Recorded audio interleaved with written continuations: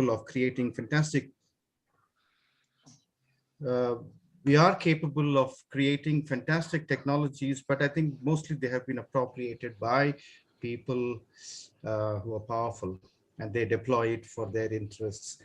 It doesn't mean that it doesn't trickle down to the last man, but it comes only at the discretion of the powerful.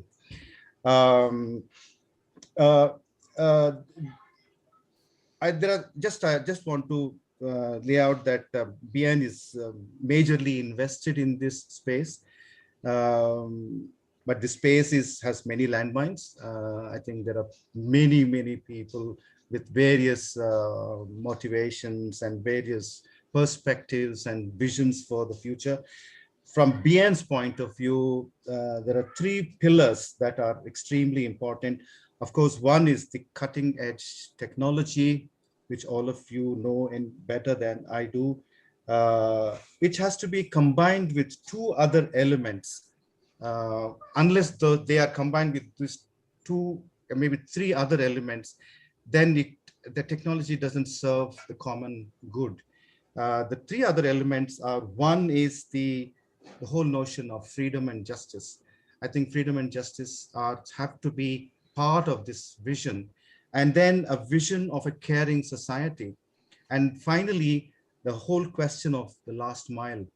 I think mostly exclusions take place in many things that we do when people don't have their footprint on where the money is, where the resources are, where the opportunities are. So I think even now we are struggling to reach the last mile in India. How do we reach 1.54 billion people with a universal basic income very soon? I mean, it could happen, but how do we reach the remotest village in the Orissa? It's a huge country. Unless I think we crack that, I think Hilda will talk more about all this.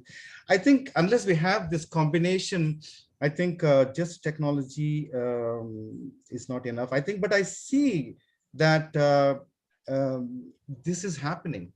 I think, for example, if you see something like Wikipedia, you feel so good that something like commons is possible. So money also should be commons. I mean, the work we are doing with Jessica at the moment, it's really fresh in my mind. It is so exciting that we 2 nights I couldn't sleep after that. I mean, imagining that, is this possible? How can this be? You know, those are the questions. And people in the village of Kobiti, there are 750 people there. We are talking to a dozen people. I mean, the coordinators there, the designated coordinators there, or the volunteer coordinators there, they, I mean, they have become, they found it so incredible that this is possible. I mean, so they've become the talk of the town, and the neighboring villages, they're telling me they're constantly sending messages because they're not able to digest the fact that this is something is like this is possible, that we have become the talk of the town. I think this is something, really the incredible part of it. I think this is where we have the opportunity to co-create a better world. Thank you so much. And BN is completely on board with this issue, and we are there to fully support and provide any kind of facilitation. And Hilda is our angel leading the way. Thank you.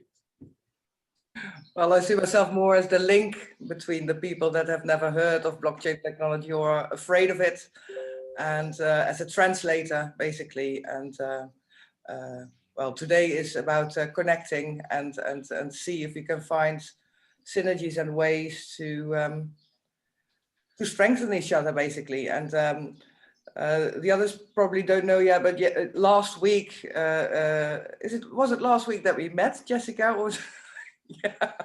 Yes, was last week. Yeah, it was last week, or the week before, that we met with the Impact Markets project. And I've learned about the other projects as well. And, you know, the speed of where we can actually, you know, connect a village to a blockchain project. I think that is where we, as a basic income community, or the basic income umbrellas, as I called it in the agenda, can help to really reach those community and really, you know, bring the vision of basic income, you know, the mindset behind basic income, that it is truly unconditional and it's truly without intermediaries, no strings attached. And I think, I mean, Jessica, your impact market that you're going to present later on, I think this is one of the projects that is really doing it, and also thinks about how to connect people without a smartphone, connected to the M-Pesa system in Kenya. I mean, people were silent after that, after they realized that they were really going to receive the money. I mean, they had needed a few days to recover from it, you know. And you know, they have plans about, you know, let's use it to buy chickens so we can have more chickens and more eggs. They have plans about, you know, bringing their children to school. They have plans about, they're dreaming already. And we all know that if you start dreaming, then you start manifesting. And I think I'm really happy that the blockchain projects are really maturing now, and really making it happen, that the money really gets to the people without interference of governments, without interference of banks. And this is really a revolution. And I think we all know that. And I'm really happy that we're here together. I think I really feel that we do have to wait for Ben Sam to join. Because it was my fault that we, you know, I set the agenda at 3. Is it okay for you if I give Bello a little bit the time, because he was not scheduled for the presentation, but that he tells us what he's been doing in the blockchain space, because he's also a connector of different blockchain projects that focus on UBI. Is that okay with you all, or are you tight with the time? That's fine. Okay, Bello, if you, I mean, you haven't prepared anything, but I'm sure you're really relaxed. You look really relaxed. So I'm sure you can share something with us for 15 minutes. Please do.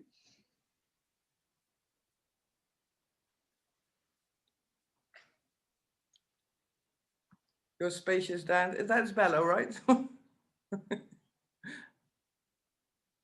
Hi, yeah, it's sorry, it's Daryl. Oh, Daryl Dwayne. Sorry. Oh, great. Yeah, I can talk a little bit. I've been involved with crypto-based UBI probably since 2016, looking at some of the early projects.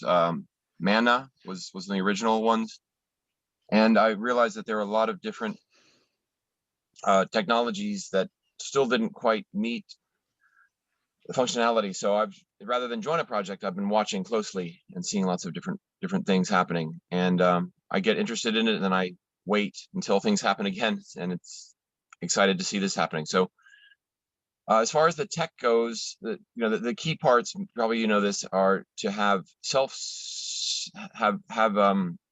a Sybil prevention. We need to have a reliable identification for each person, so there's not double dipping. There's not ways that people can get more than one allotment of UBI per day, per week, whatever the time frame is. And this is a hard problem to solve. But finally, there's 2 or 3 projects out there that seem to have solved it. We'll talk about those. And then, you know, the other part of it though is self-sovereign identity. We don't want, you know, the governments can do this. They can prevent Sybil attacks pretty well with identification, making sure you don't get 2 passports, making sure you don't get two driver's licenses, whatever the idea is. But we like you said earlier at the beginning of this conversation, we want governments to not be in the way of this. We want this to be the promise of blockchain, of decentralization, and an ability for people to not be constrained, but because of refugee status or because of some other things. So that means self-sovereign identity, some way that people can be able to move and be anonymous at some level in their spending or their money, and still receive it on a daily basis. So anyways, the 2 projects I'm most interested in at the moment are Idena, so that's idena.io, And this is this is a currency that does get issued, and it trades, and the value is like 10 cents, 12 cents on the allotment. And there is a pretty high bar to being able to prove your self-sovereign civil proof identity, that takes about 30 minutes of work every 2 or 3 weeks when the new time happens. Basically you're creating a set of images that are hard to be gamed by a computer. It's a Turing test that gets built. The Turing test is the way that tell whether a person something is a computer or a human being, and so it's a hard problem that only human beings can solve. That participants in the network actually create as a part of being in the network. This is clearly not something that is feasible for the broad spectrum of humanity to do. It's really only good for very tech savvy people to do this test. But eventually we could imagine some way in which these tests are built by some group of people and then administered by others. And that will open up the window some more, but still it's not a perfect scheme. But still fascinating nonetheless. So yeah, please check out Idena.io and sign up and try it sometime. I think the next window to join is in maybe a week and a half. The other project that's just come out is Circles from Berlin, and there's been some great conversations about it and talks. They use a different approach to do civil prevention, because what happens is, as I understand it, and I don't understand the economics that well, but people receive an allotment of tokens, but those tokens are based on your use of them. And somehow, if you were to like double dip, triple dip, like you would devalue the work that you do in receiving the original set of tokens. So it's not in your interest to have more than one account with you, and then if you will, and that works on the Ethereum blockchain. And then a third one is Dantier, G1, I think is what they call it. It's a French-based system, and they take the approach that only that you have to get validated by, well, Circles does this as well, where you have to get validated by other people. But Dantier is much stronger system in that, and so if you're not in a social group that is using it, you're not able to access this. It's only for people that get validated by the other parts of the community, and that's a slow, arduous process. I've tried to do it, and I still haven't been able to do it. And so anyhow, and there's a few others. There's Proof of Humanity, which has just come out. I haven't had a chance to look at it yet. Maybe someone else here knows about Proof of Humanity project. And then I'm inspired to hear more about in Cointer and some others. So that's a quick overview of the technologies that I'm aware of now. Thanks. Yeah, thank you, Daryl. Proof of Humanity is here, so we will learn all about it later on. And I'm really happy that you brought up the problem of self-sovereign identity, because I'm not so worried about people having more than one wallet, because, I mean, if people end up to hook up with several projects, then they will receive from different sources. But the identity and data use of people without their consent, without their informed consent, is a real problem. And I do think that is also a topic that we can address when we talk about the last mile that Sarath was talking about, because the last mile also includes people that are undocumented and do not have access to a phone and choose not to have access to a phone. Yes. And but they may want to receive a basic income, and how can we reach them? You know, it's not just because of their poverty status that they don't have a phone, but some people, and we already have one example in the Kuwaiti village, they really don't want to be registered anywhere, and but do want to receive the basic income. And that's a very interesting problem. And that's a very interesting, I think there are more solutions for that with the blockchain technology. But you know, there are also a lot of blockchain projects that do take your data. So we really have to be aware of that that problem. And you know, I know that Roland is also working on self-sovereign identity projects. So I think we all are very aware of using the data of the people, and you know, registering how they spend it, where they spend it on, to whom they send it to. And I think we are in a transition phase now, and governments are waking up, and they are now using blockchain technology to follow us and control us. And I think that is one of the topics that we really do have to address. Thank you very much, Daryl. I suggest that unless you have a really nice story, Sarath, to just a narrative, because I really do want to wait for 10 more minutes for Ben to join. Maybe just you can chat a little bit about the meetings that they had in Kuwaiti. Just one thing, sorry, can we have this time to make a commercial about Planetary Senate? Yeah, do. Yeah, sure. Yeah. Yeah, thank you. Hilde was interviewed last week for the Planetary Senate. The Planetary Senate is a YouTube section within Proof of Humanity. And the idea is to interview champions of the UBI movement, of the SDGs, and of crypto commons. So the idea is to have this type of gathering, but the first thing is we need to interview people because Proof of Humanity has liquid democracy. This means that every person can vote directly, but also can delegate their vote to somebody that they trust that they will make a better decision on specific subjects. So in this case, we want to have delegates that are well informed on these matters. And that's why we are launching this Planetary Senate. And the first thing, as I told, is interviewing. And then the second step is once we have a mass of champions as delegators, then have a once a month gathering with these delegators where we can discuss, debate, and deliberate on subjects that will help advance the UBI in general.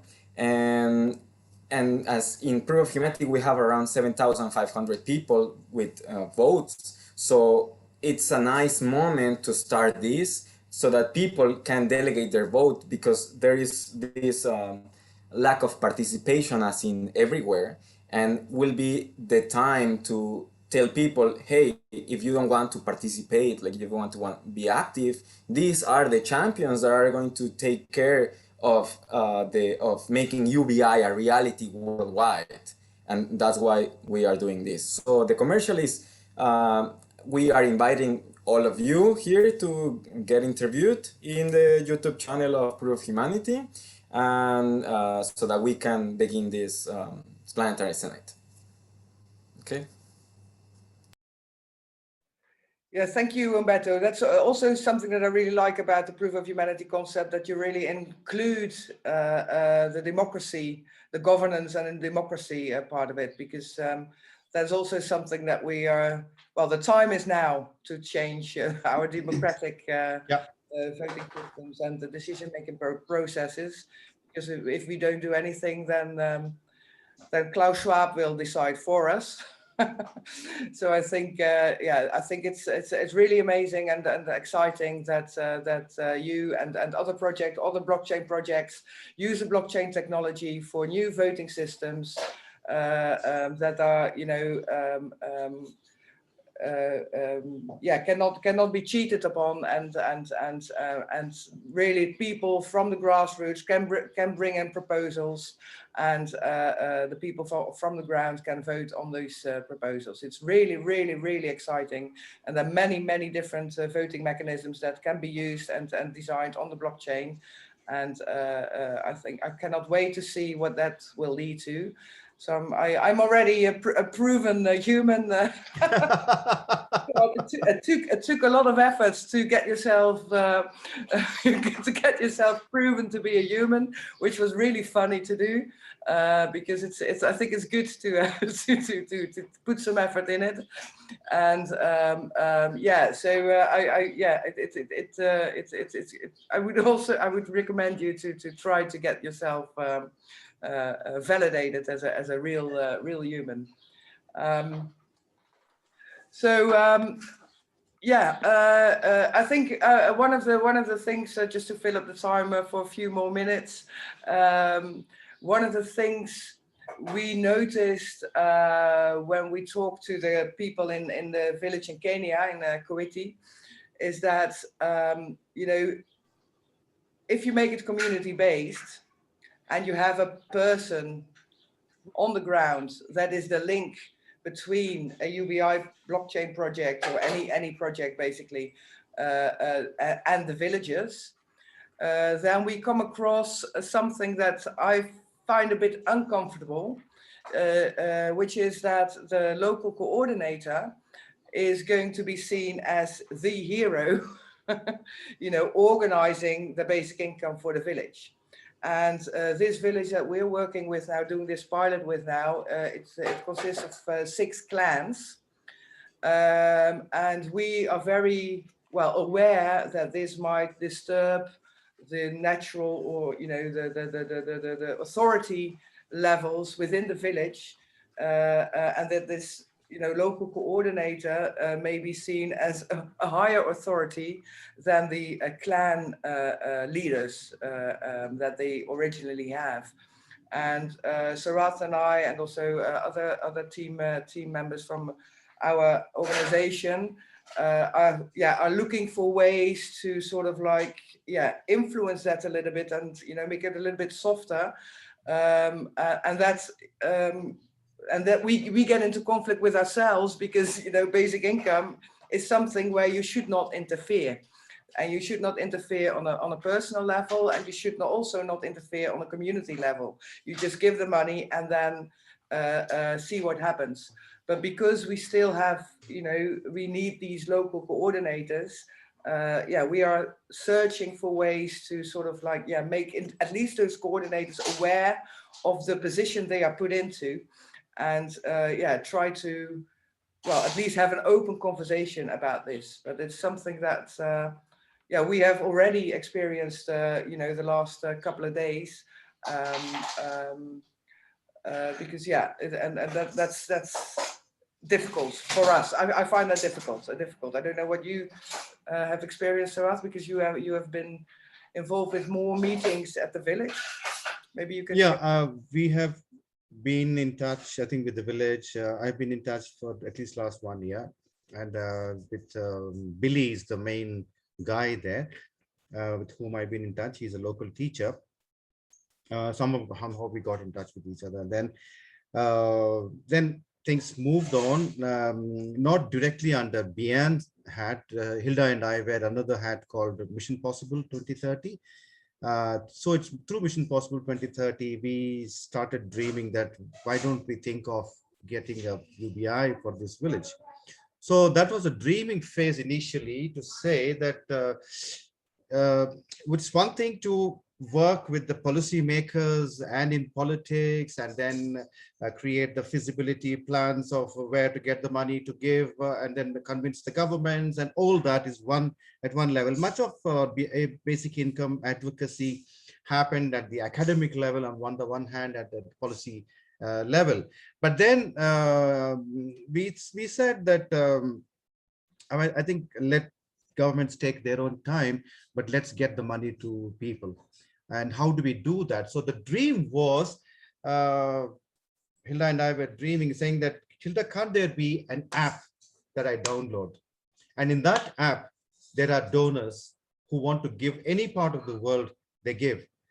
And there are people who are receiving, participants in that.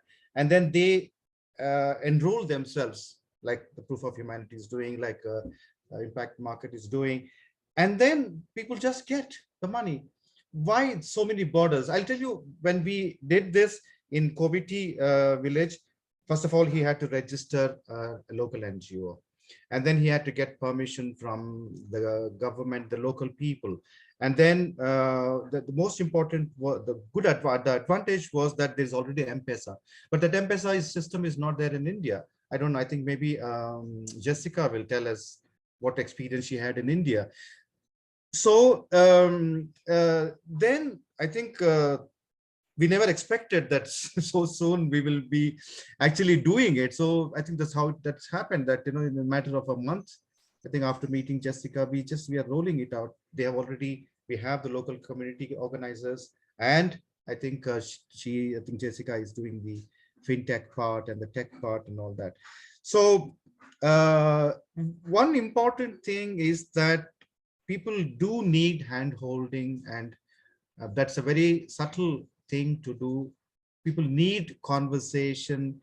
There is a need for because when we did pilot study in India, it was done by SEVA, Self-Employed Women's Association. It was a trade union, and it was working in the villages. So we had their support, not to tell people what they should do with the money, but whenever people had an issue, there was space for conversation.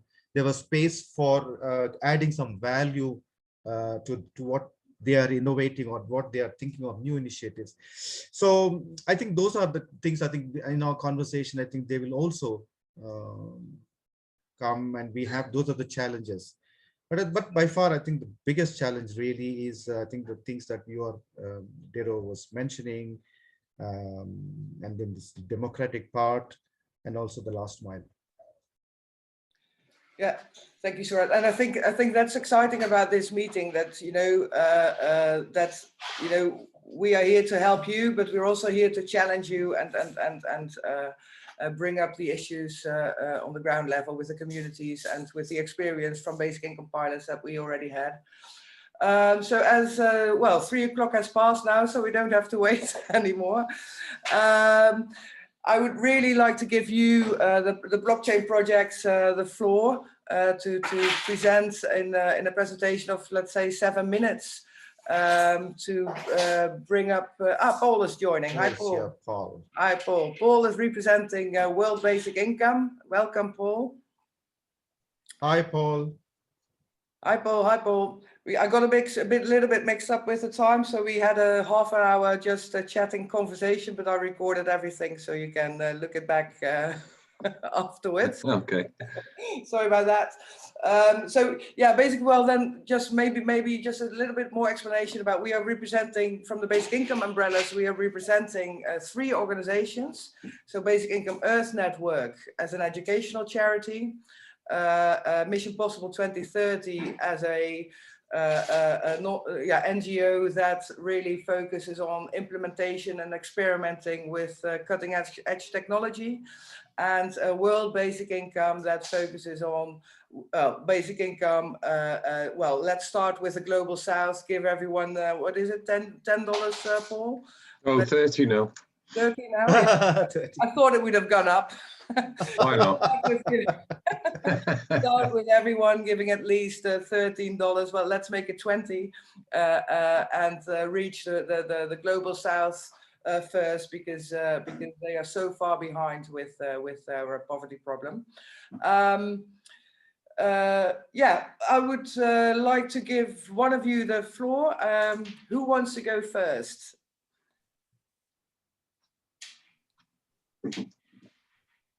I'm not giving thirds. I don't mind. It's yeah, as you. Alain, you go first. Okay, then I'll give you 7 minutes, and so because of the time issues, please write your questions in the chat, and then Alain can choose which questions he wants to answer after his presentation. The floor is yours, Alain. Okay, can you see the slides already? Okay, so I'll leave away all the motivation to make it short. So we focus on this cyber defense problem. So we want to issue in local currency a UBI, in local cryptocurrency, and we don't want to rely on state-issued ID. So how can we make sure that only humans get it and that they get it only once. And the other question is, we issue money out of nothing. Why would that have real value? Democracy has very similar problems. So not only UBI, but I won't go into too much detail here. Encounter is, I think, unique in the fact that it leverages the rule that a human can only be in one place at one time. So we do physically meet with people from the same village or city and attest each other's personhood. So that's a randomized pseudonym key signing party happening at regular intervals at the same time all over the world. Not exactly at the same time, because we don't want some people to meet at night. So it will be at high sun. So it's the main point that we want to solve is people may not be able to participate in two meetups. That's why they have to be locally simultaneous. If you want to do such a local currency, you have to define, so the first set of bootstrappers who want to issue that for or create this new currency, they have to define meetup places. Let's take the city of Zurich. We choose a bunch, thousands of publicly accessible meetup places. We register them on chain. And then if you want to participate, you just register with the app, and then you get randomly assigned to one of these locations to meet up to 12 people there at the precise time where the ceremony will take place. And so you don't learn in advance who you are going to meet, so that helps with collusion. We have this app, we already have tested that. I don't go into more detail. Then when you have proven that you are a human, then you can issue your own UBI, so to say. So the money supply of each local currency starts at 0. And with each ceremony, all the participants that are verified can issue their local income. Now, the problem is that this is inflationary forever, right? And that's so the UBI would actually decrease in real value and the money supply would inflate. That's what we don't want. And that's why we introduced demurrage. So the money has a halving time of 1 year, which is excessive demurrage if you compare it to Gazelle's ideas. But we don't use demurrage only for increasing money velocity. We actually use it to give the UBI a meaning and a value.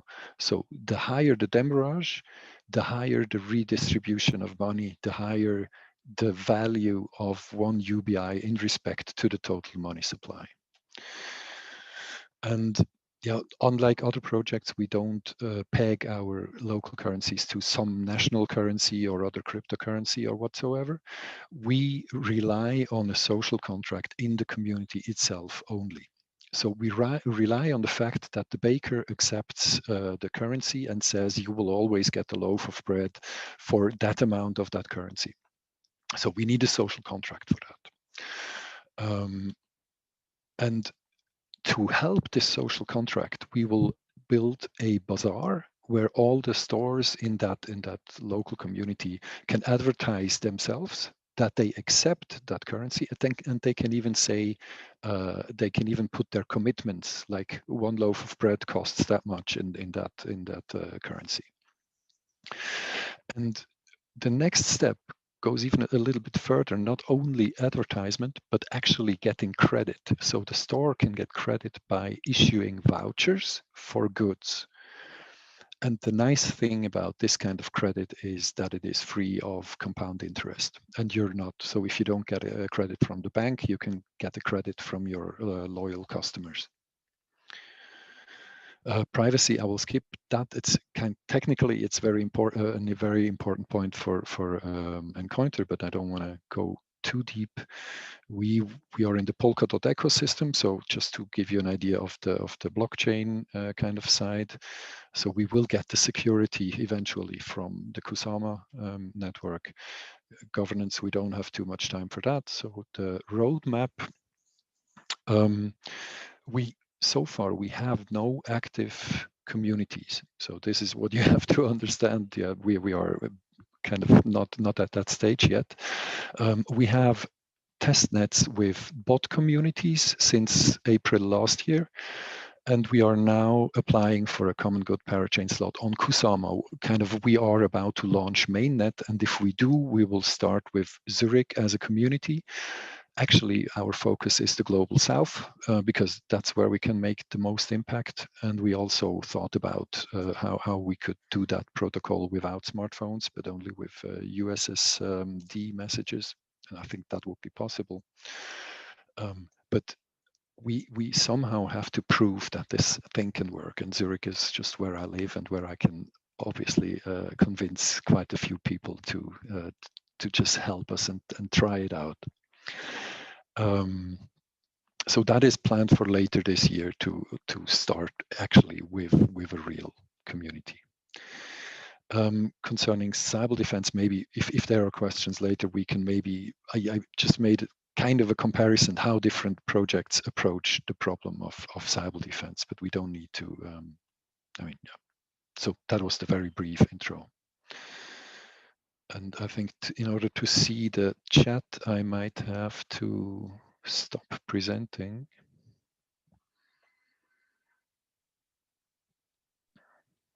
Thank you, Alain. Let's see if there is something in the chat. No questions in the chat. Well, then we have questions. Then we have to get. There must be some questions. We can take them over audio as well. Yes, we can take them over audio. Yeah, I have a question actually. So I think it's really cool and it's pretty similar to what Impact Market is doing. My only question is regarding the meeting of people. So, you know, making sure those are real people. This will be possible, but I'm just curious in the time of COVID, where there is so many countries in lockdown, and especially in the global south, for example, in Uganda, where people have the order to stay at home, all these kind of things is possible without putting, you know, communities and beneficiary in danger. Yeah, this is a very valid point, and I mean, the white paper, I wrote it in the end of 2018, so I didn't know anything of COVID. No, but anyway, there are a few issues there. This actually delayed our roadmap, COVID, because there is really no point in launching a community right now. However, this is another reason why we chose Zurich, because Switzerland is kind of really behind the wave and vaccination rate is quite good. So we could kind of get going and start and show that it works. But adoption will have to wait until COVID is not an issue anymore. That's for sure. And I mean, there is overall, there is the issue if people really have to meet. I mean, Encounter is the most involved protocol I've seen so far in terms of commitment by the participants. You have to physically go somewhere and meet people that you don't know. There are a lot of issues associated with that. It's just the only idea that I think can get the security that we need to really have well, I mean, all the projects have a lot of projects have really nice approaches, but in terms of security, I think Encounter is probably the strictest among the decentralized ones, which comes at the cost of usability, user experience, and that's unfortunately just the case. Hey, Alain, I really liked Encounter. I checked it out before. I checked the videos and some information about it. Can you explain a little bit more about the pegging to the national currency? That's the thing that interested a lot. We are not pegging to the national currency. I'm not sure what your question is. So you said that you peg the currency of Encounter to a community currency, or not? No. Encounter is a community currency, which issues which is kind of issued as a UBI instead of centralized. And the value really comes from commitments from businesses. So the real value. So you have to, if you want to start a new community, you have to get together with businesses that will accept that local currency for goods and services. And if you don't have that, then you have a UBI which is worthless. Yeah, that's the main problem. So what is your strategy for that? Well, to be honest, we have kind of theoretical ideas. We are approaching that with simulations, Yeah. but in the end, we will just really have to see if we find circular economies.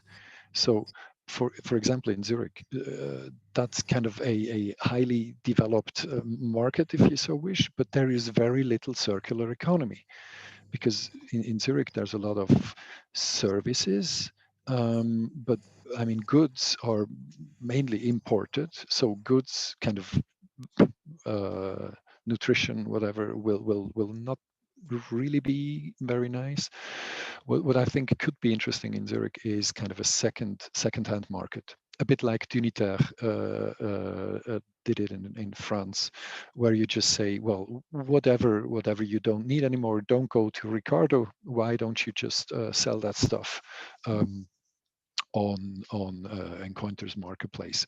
So, and that might be something that people can connect to, even just if it is a hipster thing. I don't know. Are you familiar with the grassroots economics project, Ella? Yeah. Of course. Yeah. Because yeah, they seem to manage to get it running.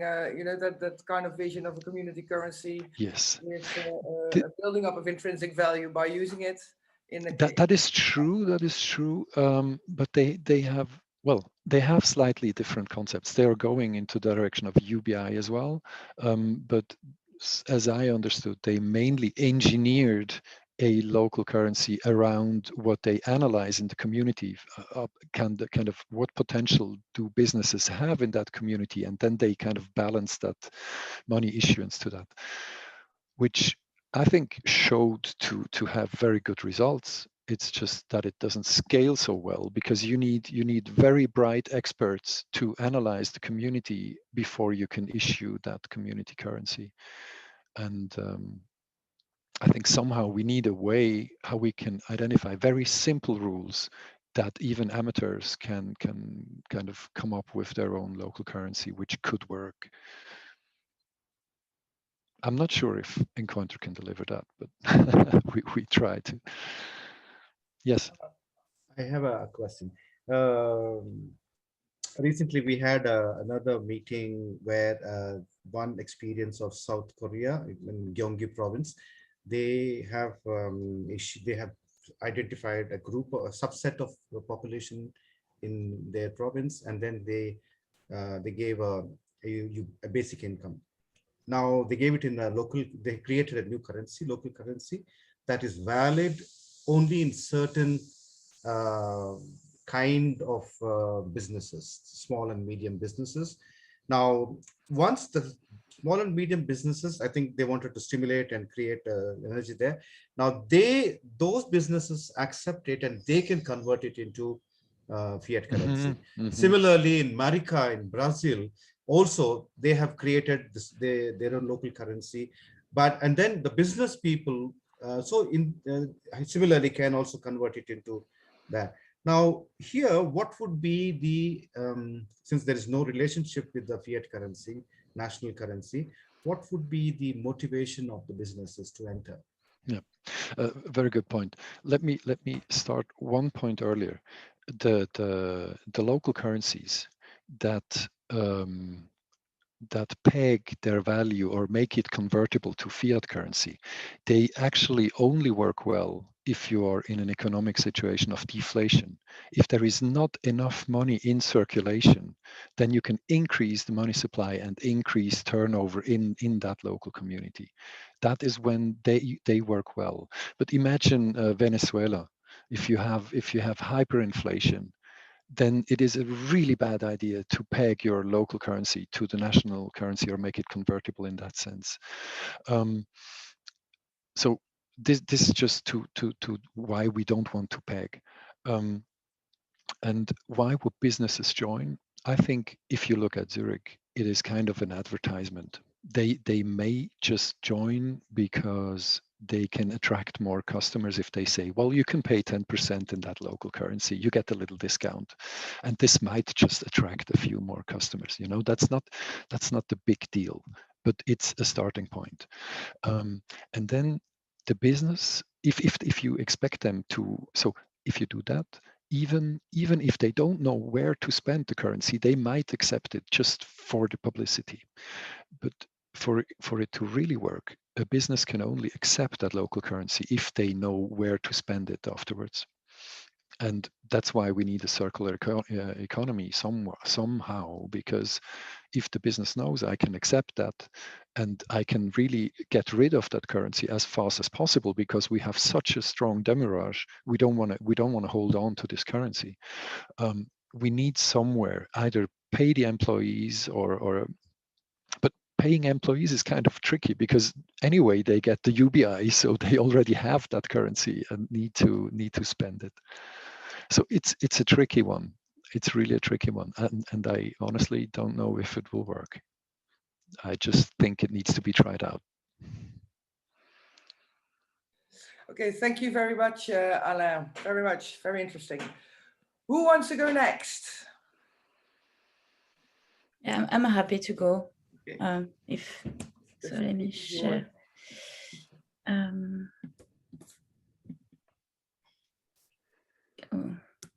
Can you all see my screen? Yes. Wait, I'm a bit in the, okay. All right. So yeah, I'm here today to present Impact Market. So we are a company based in Portugal. We were born 8 months ago.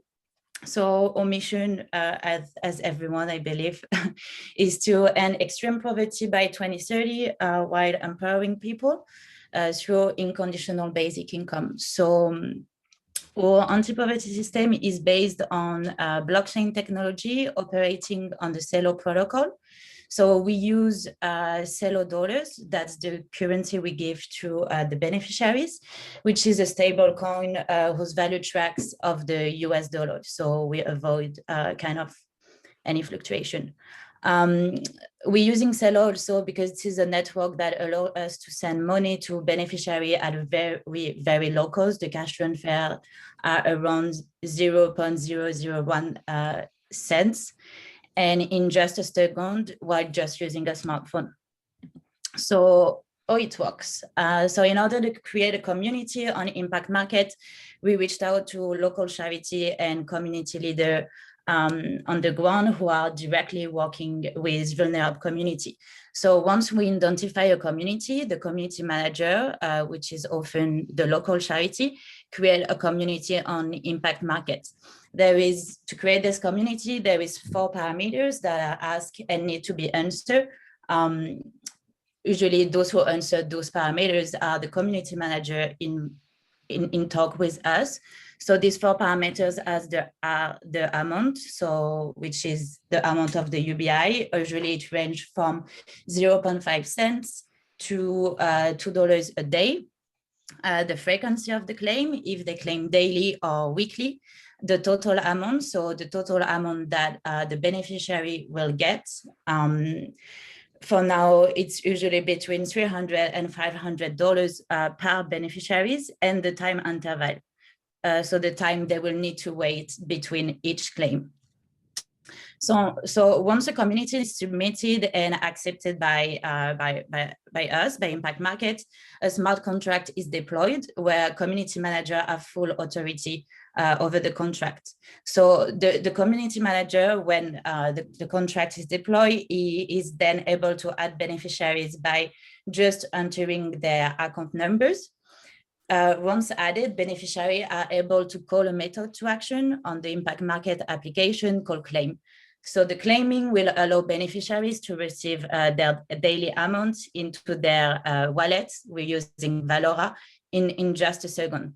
To answer the question that was asked before, how we make sure that this is human and they get it only once. we put in place some feature to try to detect activity that are not wanted, or to see that this person is getting only once. We do agree that this is the major difficulties in that. So to make sure we verify that account number are linked to only one phone numbers. So let's say if in our system there is two beneficiaries that have two account number linked to the same phone number, a suspicious activity will appear on the application of the community manager, and the community manager will have the capacity to remove the beneficiaries.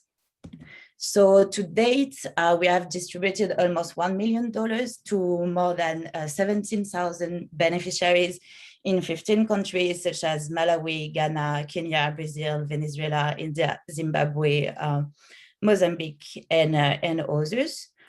So okay, scaling advantage it takes less than 10 minutes to set up a community. So beneficiary immediately start claiming their basic income in $0 after being added. In some cases, there is no need for smartphone and internet. So as Alan said earlier, through USSD integration. So that's what we do in refugee camp in Kenya, and in Ghana, and soon with Kuwaiti. As of now, it represents approximately 4,000 people receiving UBI without smartphone and internet connection. There is high demand for local merchants to join, especially when we reach critical mass. This is the hardest part, but in Brazil, we have approximately 10,000 beneficiaries. So just merchants can't afford to be out and start accepting $0. Oops, sorry. As of today, we are working on a governance incentive token and decentralized autonomous organization with Keiko on microcredit use asset as collateral to access instant credit as a co-lending alternative, on micro-work, and collecting, saving, and lending as well.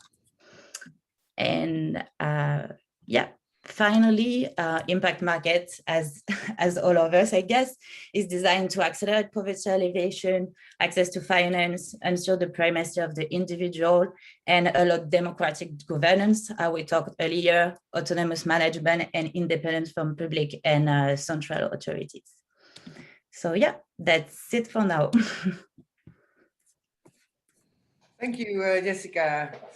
Any questions?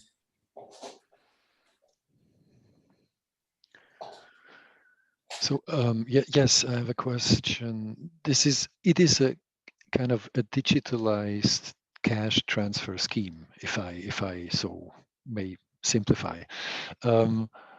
I just from the top of my head see a potential of collaboration for kind of Encounter could just contribute to cyber attack defense, which is decentralized, so people would have to meet, but it could be your project then taking care of the economic side and just distributing the cello dollars to those who can prove that they were at our meetups. Kind of, that's just kind of a first idea.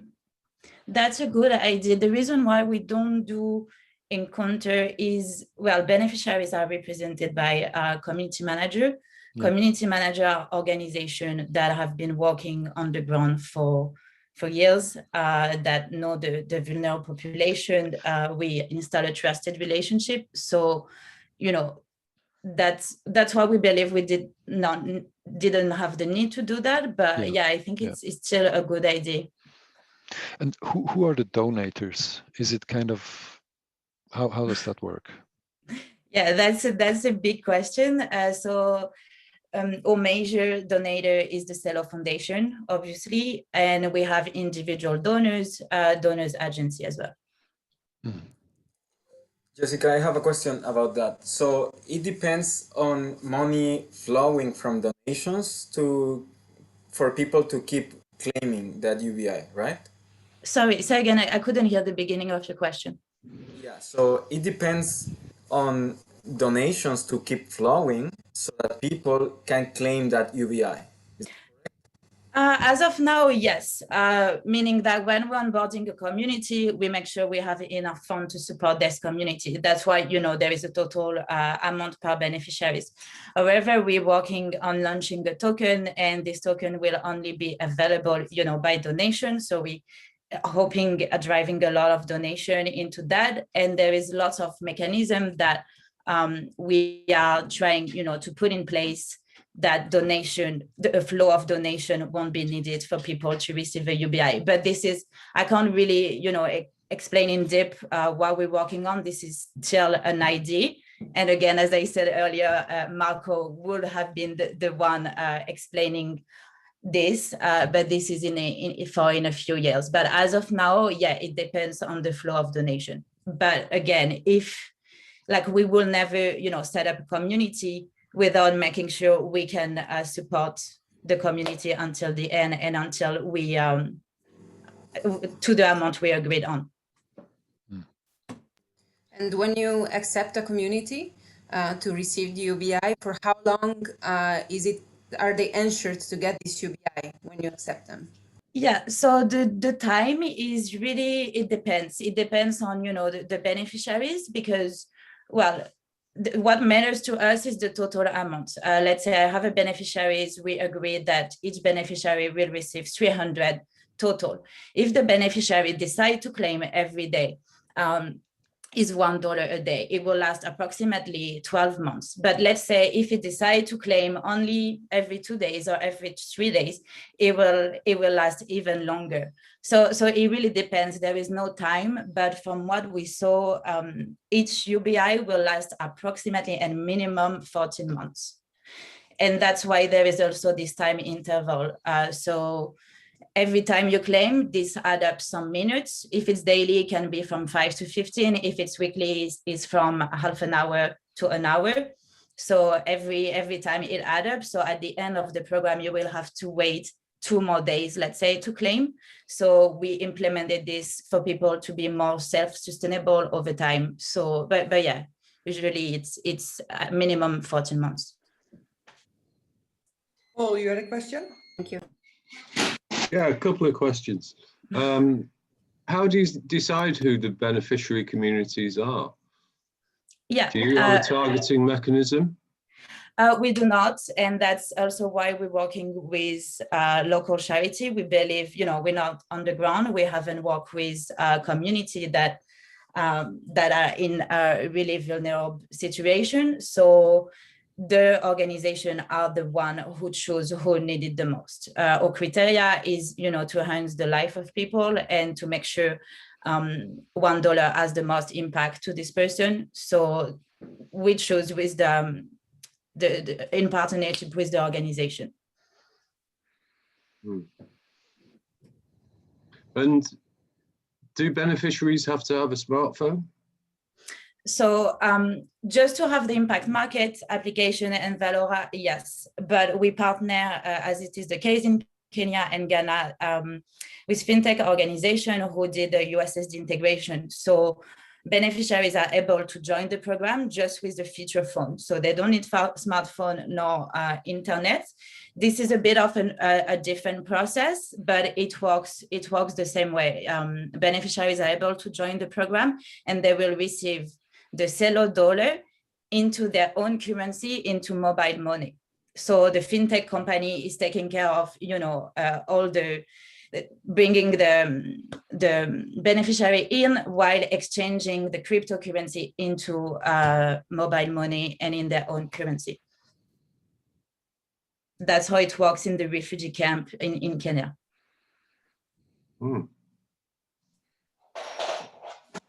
Any more questions? Yeah, it was just one question. Can you repeat who is doing this logistics of spending the token, of exchanging it to the national currency? The fintech company we partner with in different countries. So this is through USSD integration, and they, inside those, not sure exactly the mechanism inside, but they're just exchanging the cryptocurrency into the currency of the country into the mobile money. So everyone receiving the mobile money, and it takes a bit longer than through a smartphone. It will take approximately 25 minutes between the time they claim till they get the money into their mobile money. Mobile money is like It's credit for calling or something like that. no, that's a money that is really widely used in Africa, and they can go, to a merchant and exchange to their local currency to real cash, I would say. This is pretty common. So this is not internet credit or whatsoever. This is really money that they can exchange into cash. Is it M-Pesa or is it something else? Yeah. Paul, go ahead. Yeah, so Give Directly, they just work in dollars. They'll take those dollars, they'll take them to Kenya, transfer it into the local currency, and use M-Pesa to hand it out, okay? Mm-hmm. What's the advantage of using your system rather than their system? Yeah, good question. So Give Directly is taking a lot of, overhead costs from donation to support their activity. They have a lot of people on the ground. Well, into their reports, that's what they said. 89% of the donation are going to the people, but the rest of the 11s are to cover the cost. Whereas for us, we're not taking any cents from donation. The only thing that has been taken off is the cost of the cash transfer, which is again 0.001. And in a matter of minutes, it takes a second to, let's say, if now you want to send some money to a beneficiary, it will receive in less than a second. And we're not, again, taking any percentage on donation. Have you spoken to them? Sorry? Have you spoken to Give Directly? No, we did not yet. Right. I mean, it's true that they're going to have bigger admin costs than you, but they also do extra work. They do a lot of research as well. Of course.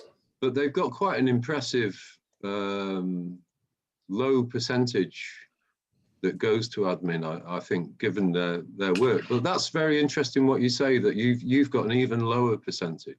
We have none. Yeah, None. The only none. Yeah. Yeah. Then it's actually a donation from your side, right? So you are actually donating your admin because No. I mean you have infrastructure costs. We have infrastructure costs, but they're not covered by donation.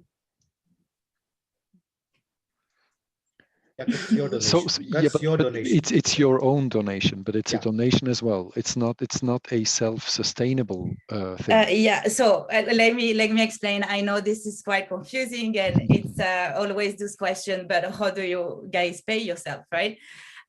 So that's the reason why we are a private company.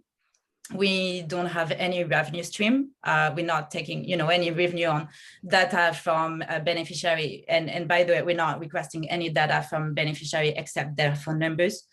And that's the reason why we private company. So to receive investment, we are investors who are paying for operation costs because they believe in what we do. They believe we can actually end poverty and reach the milestone that they want to reach as well.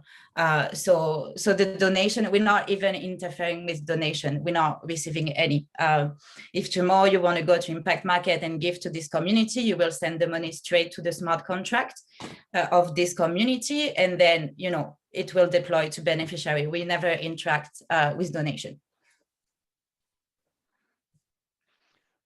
There's yet another, I guess you know Good Dollar, which is kind of a similar cash transfer scheme from donation. It's donation based. They just don't work with community managers. They do some kind of KYC and then you don't even need to involve your local community. It's kind of a global scheme. I don't know, are you in contact with them or? No, we're not. We're not in contact with anyone who is currently doing, kind of the same that we do. We definitely want to get in touch, as Paul said, with Give Directly. We think the work they do is wonderful, but there will be a way to make this even more efficient. That's what they're currently doing. But yeah, no, we're not in any conversation with any of those yet. You are muted. What I really liked about the way Impact Market works is that they don't want any data from the participants. They don't even want to collect their phone number. No names, no age, no gender, nothing. And of course, it's important for the basic income message that we collect evidence and do research. But in the end, we don't need to know anything about the recipients. And I really like that about your project, Jessica. And for those who, because I know this is a question related to that. So if we don't ask information about beneficiary, how do we make sure we're not financing terrorism or corruption or things like that? And that's again the reason why we're working with Charity on the ground, who knows who beneficiaries are and who are doing this this fast check already for their donor agency, etc. So as a company, as Impact Market, we don't feel the need to have this this information. We don't want UBI to be attached to any kind of constraint. So they can provide the name and the gender and the age if they want to, but this is really voluntary. We're not requesting them. Thank you. If there are no further questions, yeah, Paul, one more question. Why haven't I heard of you before? And that's actually why I'm here today. No, I know we have been extremely quiet because we wanted to make sure the money is reaching the intended people, that our system is working well, and you know everything in its place, and we're making more good than bad. We wanted to make sure all of that is big before creating some noise around us, but now we're ready. Everything is working. We have seen amazing results so far. So we're ready for you to get to know us. Sorry. That's why we're all here today. Thank you, Jessica. Thank Who's you. next? Can be next. Okay, Roland, shoot. UBI vaults.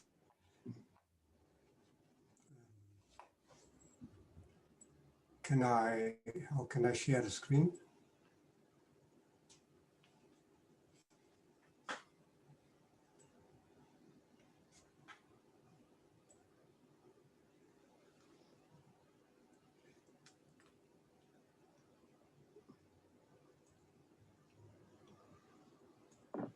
Do you see something? Yes. Okay, UBI Vault is a distribution system. We think we have to separate where the money comes from how you distribute this money. And we have another project, it's called Citizen Island, and this project is to provide money. Yeah? But today I will talk about how we distribute it. For the distributions, we have an app, a backend, and a smart contract. And it's an automatic system. Here you see you can install an app. It's not visible on this screen. I will just go very fast through this because it's meant for something else. So UBI Vault is a smart contract on the Ethereum blockchain. So it has an Ethereum address and you can send money to this address. The app, what can you do with that? You can sign on as a UBI receiver.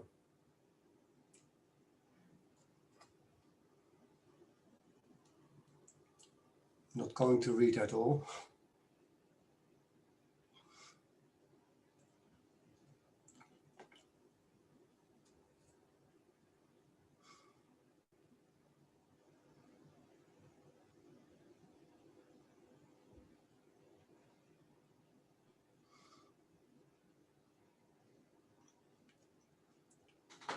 So this means money comes in the vault actually it's sent to this smart contracts on the Ethereum blockchain. And once a week, the backend tells the smart contract to look if there's money enough to distribute it as a UBI to all people who have signed up. So no human involvement.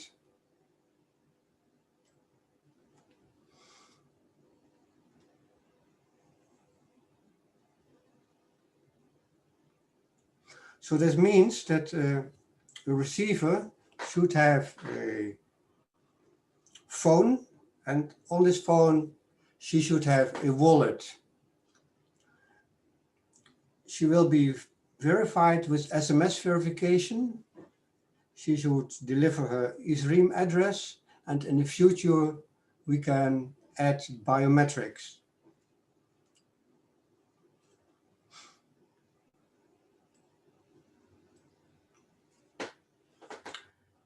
So this is how we planned to start.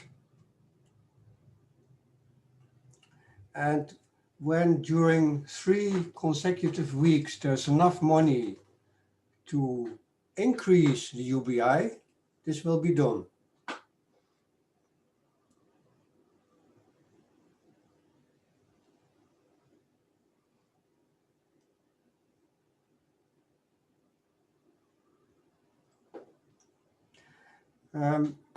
The organization of UBI will be a DAO, and some of you have heard of that. And that means that it's an ownerless company where 2 groups of people manage this company. One of the groups makes proposals, and the second group votes about these proposals. And also UBI Vault will be a DAO.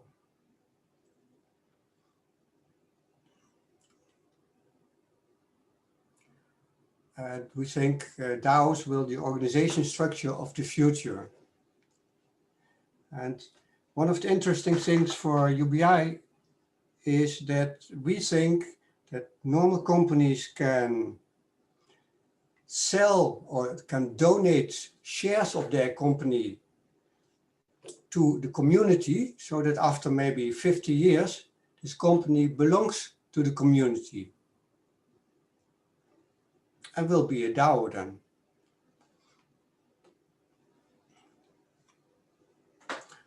These are some links.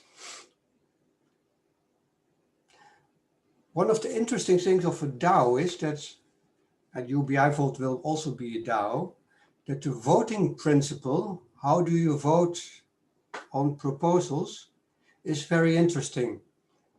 For example, when you can vote 1, 2, 3, 4, or 5, you have to pay money to vote, or a token. And when you vote number 2, and eventually number 2 is chosen, you will get your token back. And that means that you automatically will vote in favor of the whole community, in this case for the whole organization.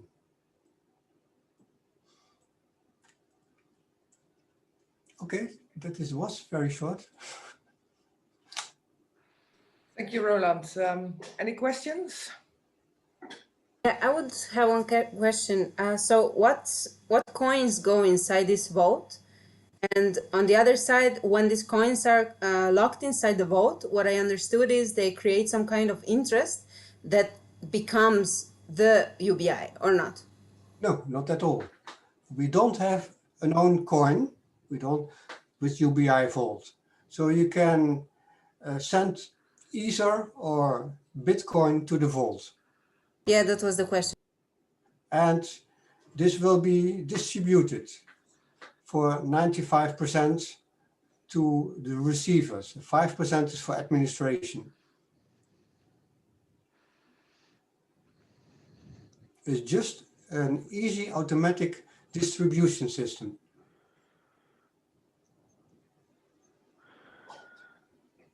Any more questions? Not a question. I have two concerns. I know we have talked before, Roland, so they might not be new to you. The last thing you said, DAOs will vote in favor of the community because you get back your kind of the money that you voted for. That's kind of a prediction market. And the problem with that I see is that people will not vote how they think, they will vote how they think how the others will vote, because that's when they get the money back. And so that is not actually very democratic in my view. So you're just favoring mainstream. And the other thing is biometrics, where I would be really, really careful. I understand that for cyber defense, you use SMS verification right now. I mean, that's pretty easy to use, makes some sense. But biometrics is very tricky, I think, because you will never, in terms of privacy, I have serious concerns if you use biometrics for cyber defense. Yes, I can take your concerns away. With biometrics, there are two common problems. First, is there stored something somewhere? And second, can you use this stored, whatever it is, a second time? Where you store it, that is on your private citizens island, that's our other solution, which is practical, impossible to hack. But that's another story. I can tell a lot more about that, of course. And second, in the future, we will use biometrics from your heart. That's our project Heartbeat ID. And that means that a measure is a one-time password and can only be used once. Okay. I'll leave it as that. I don't think we need to discuss this here. It's probably a bit off topic, but it just concerns me. Yeah, so the DAO is about organization structure, that's right. And what we have made is this distribution machine, UBI Vault, which on the moment is on hold because I don't have a sponsor for maintenance and for PR, but it's full functional. And I could imagine to work together with impact markets. Thank you. Yeah, that could actually be, the UBI Vault could distribute it to the villages from Impact Market with the Ethereum addresses. Yes. Yeah. Any other questions? No? Then I think proof of humanity. Oh, Paul, you have a question.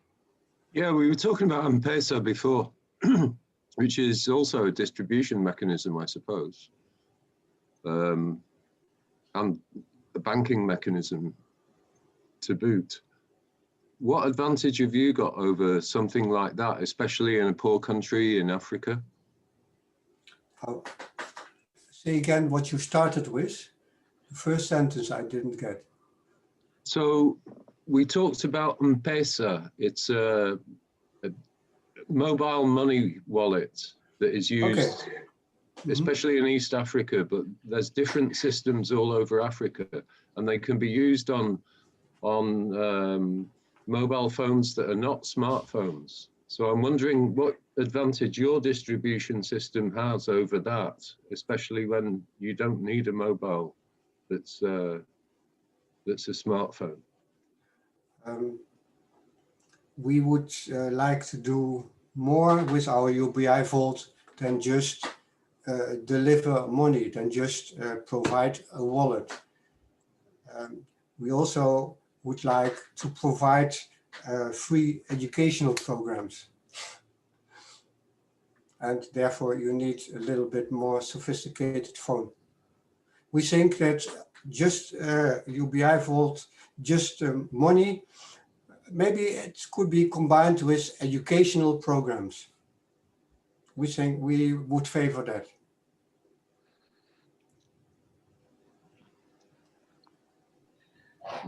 Okay, thank you very much, Roland.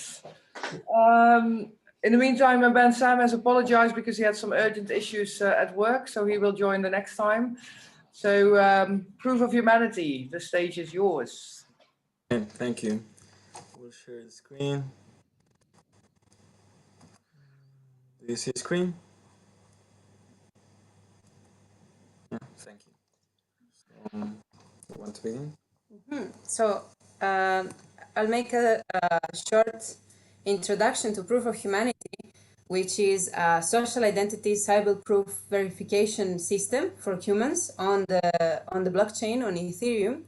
And I would like actually to show you how Proof of Humanity profile looks, because it makes you understand how the identification process actually goes. So to be part to register your profile on the blockchain on Proof of Humanity, you need to upload a picture of yours. You need to have an Ethereum public address, and you can see it here. You can choose whether you want to put your name or not, so you can also keep complete anonymity. I put my actual name. And after that, you're required to upload a video where you look into the camera and you pronounce a phrase where you certify that you're a real human while holding your Ethereum address. What happens after you submit your profile, you have to pay a set amount of Ether. That is actually a registration deposit. And once you are registered as a human, this deposit actually comes back to you. So here you can see that the UBI I'm receiving, and in Proof of Humanity, one human gets 1 UBI per hour, and it's actually a stream that continues and doesn't stop. So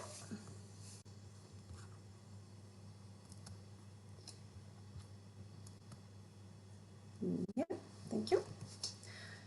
Umberto and I are part of the UBI Alliance Guild, and we are actually a decentralized collective of humans, and we are working on creating new products in a way that these products will enable the adoption of the UBI worldwide.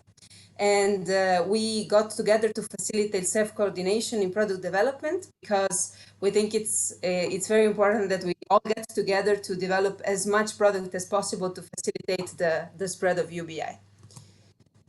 Okay. So just in this, we have a Discord where we are coordinating this. We had telegrams before, but we had like 20 telegrams, and conversation gets lost. People make proposals on Telegram, and then you don't find those proposals again, and so they didn't work. That's why we did a Discord, and there is where we are coordinating talent. Meanwhile, we developed a product for labor marketplace, but I will talk about that in the next section. And here you can see also the YouTube, and I can share this very brief presentation so you can have these links. The roadmap. This is something that we as a community are doing rather than the Proof of Humanity core developers are doing, because we are a DAO now, so it's very decentralized, and we are a duocracy, so everybody is doing whatever they think that is the best, whatever it resonates with them.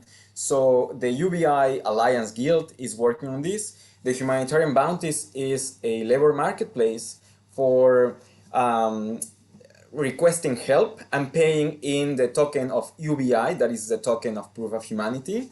However, we had a previous conversation with Hilde in another meeting where we were saying that the best thing will be to have marketplaces where people could get the tokens of every other UBI project, so that you could also hire somebody with the token of another project, and this becomes more resilient. And well, we have the planetary senate that I already said about. The profile page is a place where you can show your skill badges, because we are minting skills that you have, and through NFTs, through non-fungible tokens, so that, for example, if you are a designer, then you can prove that you have work on designing even if you have been volunteering. So you get a dynamic curriculum, and this profile page becomes this dynamic curriculum. Also, we are working on a fundraising campaign for a humanitarian vault. This is The vault is quickly explained like this. So it's the Yearn Finance Vault. It's one of the first technologies on blockchain vaults. So they have different financial strategies where they allocate 1% for lending to protocols, another percentage to buy crypto and then sell it, and so on. And it together it creates an annual percentage yield or a return of investment, let's say. And then what the humanitarian vault does is that in this moment, 50% of the yield goes to the investor that deposits its token, that in this moment is DAI or dollar, is a crypto version of dollar. And the other 50% goes to buying UBI token and burning it to decrease the supply and then having these counter forces of the market. Then we have Human Agora. This is democratic sessions for discussing, debating, and deliberating on governance threats, so that the community engages in them, because these are only on the forum of governance, and like people are only on Telegram or on Discord and they don't go further. And people also these discussions are mostly in English, and we have a big community Spanish speakers, so we are taking these conversations into a more engaged medium that is YouTube, so that, and in English and in Spanish, so that people can listen and watch and make dynamically questions, and they can then engage in making some contribution, but now they have like this information in a more entertainment fashion. Then we have a newsletter that we have already released. It's only in English. We will do the version in Spanish next week, but we are also inviting you to give what you are doing so that we can create an overall newsletter that can cover all the UBI crypto projects, so that the community gets to know everything that is going on. And for example, if we have, because we have a lot of people from Argentina and Brazil, and I saw that Impact Market is in Brazil, so maybe somebody that is in that location can know that there is a community there where Impact Market works and can also volunteer there, or can work, and I don't know, whatever. So this is what we need to do to spread the voice of everybody. And then the Discord that I told, and then the improve UX, because as Hilde was saying, it gets difficult to upload a profile in a riskless way, because if you don't do it following the strict guidelines, then you lose your deposit that Anna was saying, and this is a considerable a deposit, because it's around $600 or $500 in ETH, and well, it's a big risk. And then I just wanted to say this because I think we need to be vulnerable in saying what are our strengths and what are our weak spots, so that we can work together and complement each other. Otherwise, we are just saying the best of us, and that's, I think, what we are here is because we want to coordinate ourselves and to do synergies. So I will say just briefly this. We are, Proof of Humanity has a very strong cyber-proof identity through the way that Anna explained, photo, video, and Kleros decentralized juror that checks the profiles, so that there are no double profiles and there are no bots, because when you pay a deposit, this deposit gets taken away if you are a double or if you are a bot.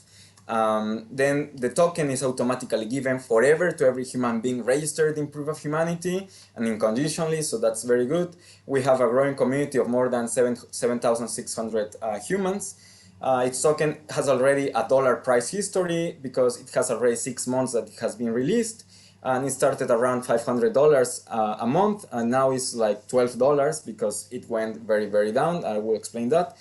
We have a self-sustainable mechanism for supporting its worth in dollars. It's the humanitarian vault that I said, because the dollars or the DAI that you put in the vault is not spent. Instead, it's reinvested, and the interest is the one that is supporting the worth of UBI. Well, we have one person, one vote democracy, and we have quadratic vote funding and voting. So we don't mind about speculation, for example, that Ben Sang was very marking the part of speculation and rich people coming, because the quadratic part minimizes the risk in that.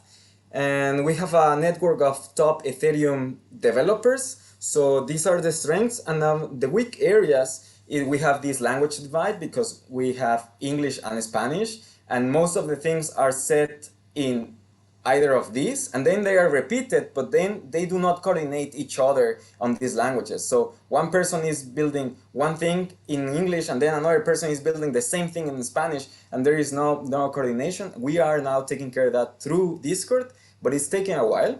And it's taking a while because we are very infant. We have 6 months of community, and the coordination mechanisms are not yet popular. Like Discord has 1 week and a half, for example, and we have 200 users there.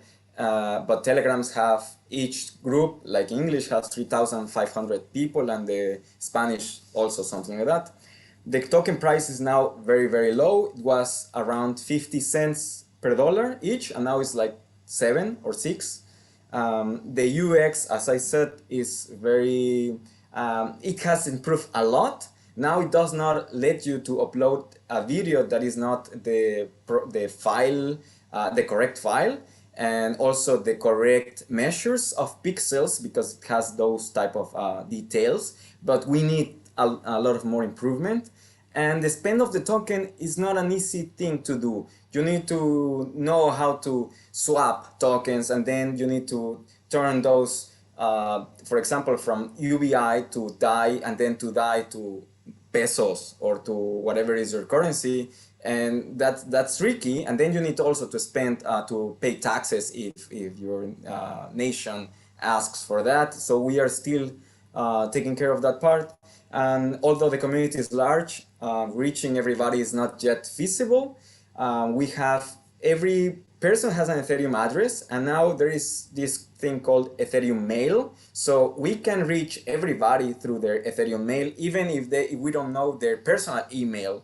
But now we are like making marketing on, use your Ethereum Mail so that you can have all this information coming to you. But it also has like privacy issues, because you need to accept to receive mails, not just sending, you know. So well, these are the weak areas and strengths that we have, and we are happy to hear any question that you have.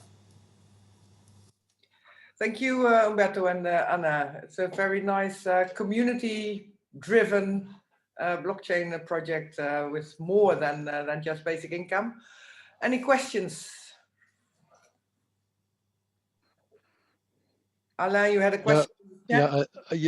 I see probably where the answer could go, but as far as I understood, this is very similar to Good Dollar, because Good Dollar also says there are not donors exactly, there are investors, and the investors just accept to have a slightly smaller return on their investment, and the fraction of the return that they achieve is actually then invested into a UBI. Is this the correct understanding? So is it actually similar like Good Dollar? I don't know yet, because I have not checked Good Dollar. I've heard it a couple of times, like a couple of weeks ago, but I have not checked them. But the thing that I believe it's the novelty on Proof of Humanity is the anti-civil attack thing, because of the decentralized euros and the mechanism for uploading your profile. And that's what I still don't understand. Why is that decentralized? I mean, you have to upload your picture and video. Yeah. Now, who is judging about humanity? The community. Yeah, so there is this organization called Kleros, that is a decentralized juror system, where the jurors that are registered there, they have this economic incentive to find those profiles that are cloned or are bots, or they do not comply with the minimum requirements. challenger, that is the name of the juror, finds one, then challenges one, and then enters into an investigation, let's say to a dispute, that's the name. So in this dispute, three jurors need to say, oh, this profile is good or this profile is not. And then whatever the majority say, then is done. So these jurors are expected to differentiate a machine from a human, but also to detect if one human applies twice.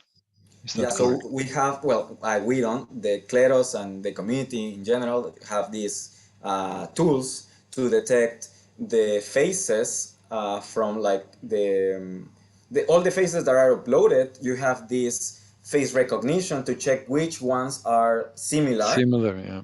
Yeah. Jurors can say yes, no, but the important thing is that jurors have this, let's say, feature, but any member of the community can challenge one profile. So you don't need a juror to challenge it. Yeah. The Okay. challenge gets one percentages. I don't remember how much. I think it was like 0.1 of. It's 0.185, no, 0.187 what you need to deposit, and the one that challenges gets 0.1. In case the challenge is valid. Yes. Yeah. I see. Yeah. It's an interesting approach. Again, I have privacy concerns because you have to really share your picture and video with the whole world. That means the whole world has your face. Facebook, for example, can connect that to your name, can connect that to your wallet, and will be able to observe what you spent the money on. It's just, I mean, I really like the kind of DAO juror Kleros approach. I just. Yeah. So I'm sorry thing, to. no, I'm raising concerns always. It's just. that's great. That's what we need. Yeah, that's what we need.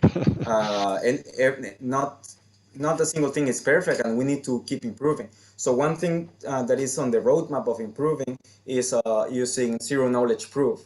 So what we are recommending everybody to register is that they register with a wallet that they don't use normally for other purposes. For example, I normally use blockchain applications, and I didn't register with that wallet. I used a new one, right? So it says there, please register with one that is brand new, so that the transactions that you have there are not tracked. Yes?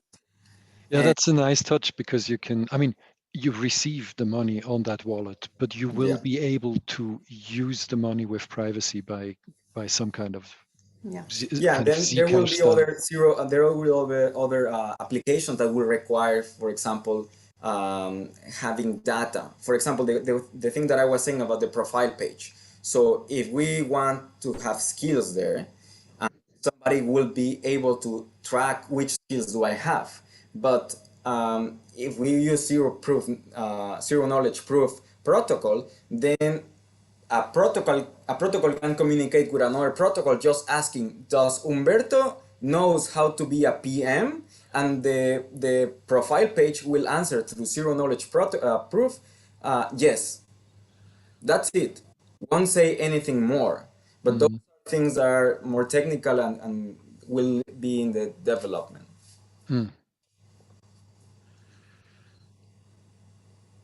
I only have a few technical questions left, but I will approach you directly later. Yeah. Anyone else? Any questions? Paul? So who funds you? Who funds? Yeah. Yeah, so the beginning was philanthropist actors that funded the Genesis, the beginning. And now we have this humanitarian vault where people from like everyone can fund there with this non-distributive but reinvestment fund that I explained. Yeah. So the community itself. We have one person from the community that just bought $100,000 worth in UBI just because he believes in this. He has the money. I still struggle to understand, where does the return come from? So you if I believe in this, then I just lock an amount of DAI, which can then be used for what? Community work No. Do you know Yearn Finance? Yearn Finance? Yeah. No? No. Okay, I will write it here. Yearn.finance. So Yearn Finance has this technology that you have financial strategies. Financial strategies are lending money to a Mm-hmm. to a project, whatever, and that creates interest. Buying tokens and then selling them when they reach a threshold. Mm. I don't know, many. Yeah. Developers write financial strategies into smart contracts, and the vault uses this money to in the strategy that was written there. Say 10% to lending, 80% to this, and 10% to this. Mm. Kind of a portfolio, investment portfolio, which is But it's completely smart contract based. But well, this means that your UBI works well if the market performs well. This is a mechanism for self-sustaining the UBI, but this is not UBI.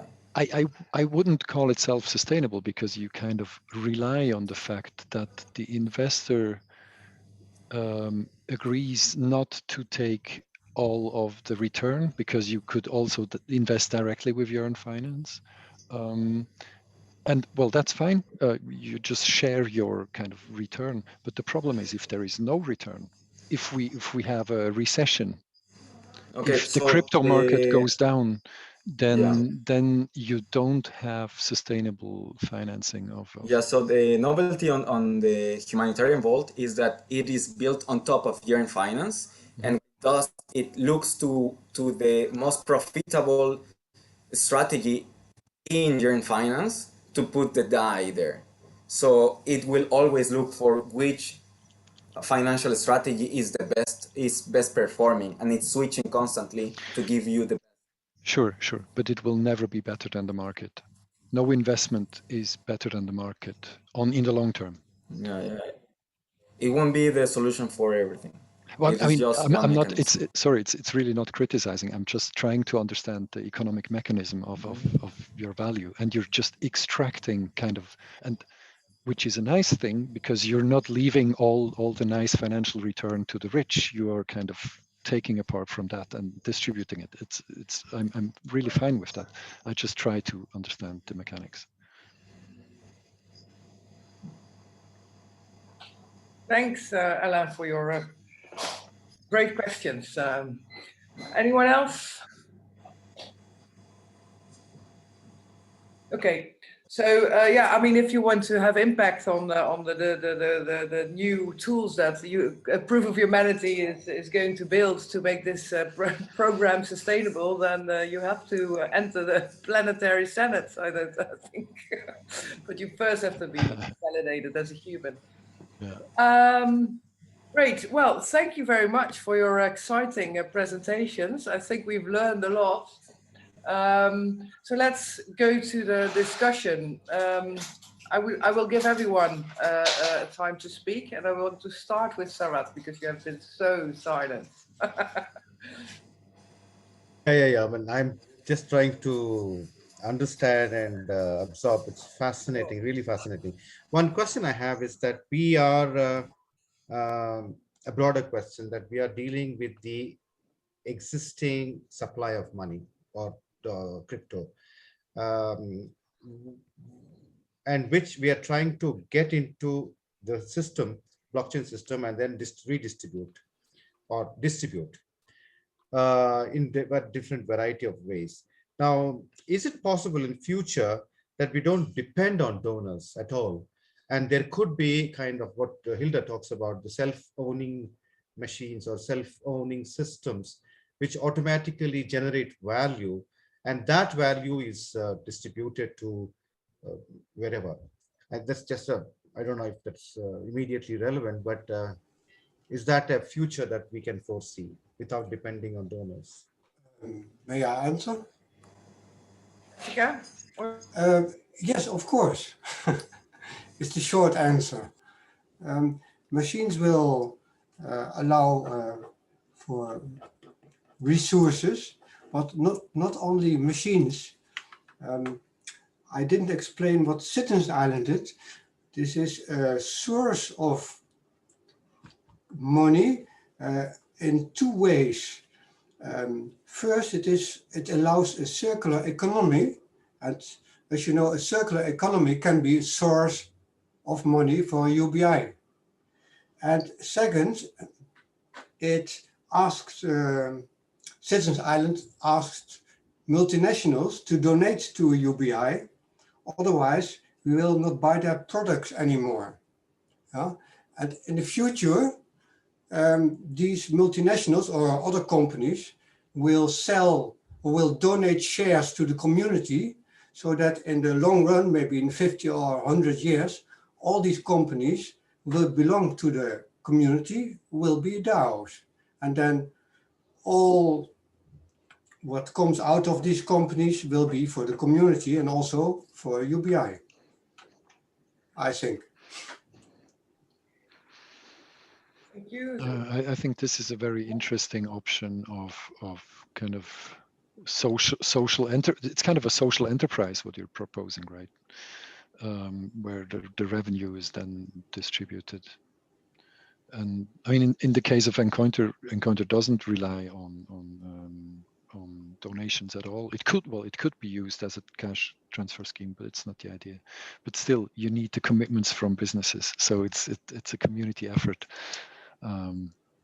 Works different than what Roland just said, but it's a similar kind of thinking that the revenue will be more or less, yeah. Well, no, actually, I think that there is a big difference. For Encounter, it's monetary design which tries to solve that problem, whereas in the case, as I understand Roland, it's more what do we do with kind of the economic surplus that we can achieve. Not only that. Okay. There are Citizens Islands and there are also company islands, and we allow them to communicate in new ways in small environments, like maybe 50 kilometers surrounding your house, that citizens and companies are allowing a new way of communication and also of trade, and also have their own cryptocurrency. And that's kind of a start of a circular economy on a local scheme. Yeah, I think there we meet with the ideas, right? Yeah. Sarah, I believe that the community currencies are one big way to go, and what, for example, Impact Market is doing by reaching through groups or through organizations that are already working on the field, and by also combining with the approach that Alan was saying about the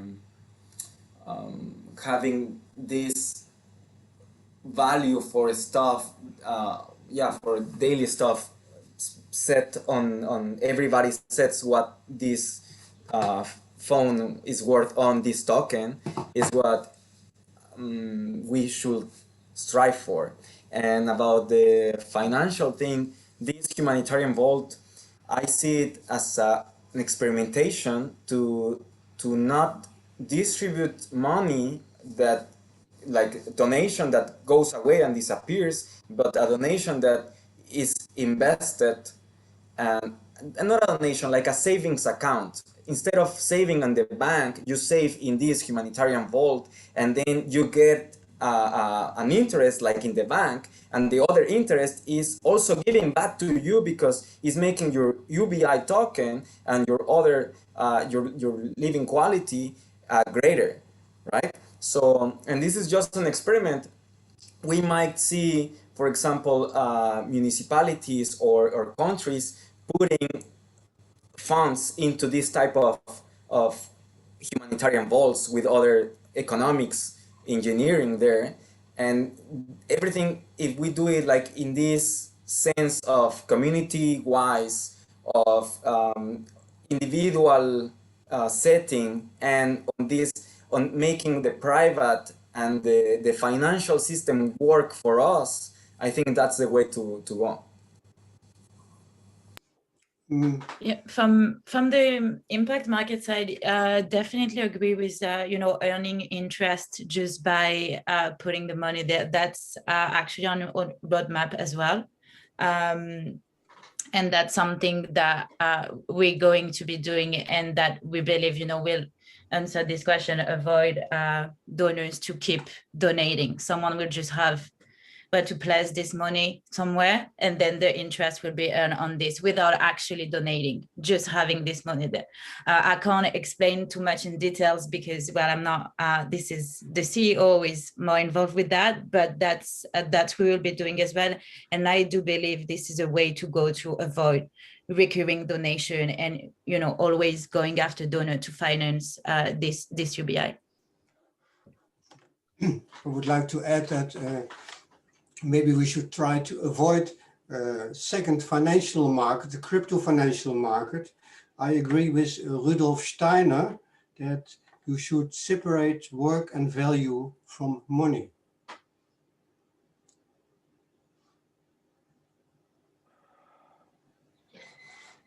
Yes, we should definitely separate money from other values. Yeah, value from. Sorry, Henry, even wachten. Sorry, I have a little bit of a disturbance here. Daryl, I mean, you've been listening. You have quite a bit of a good overview of the existing blockchain projects, basic income focused that were not here.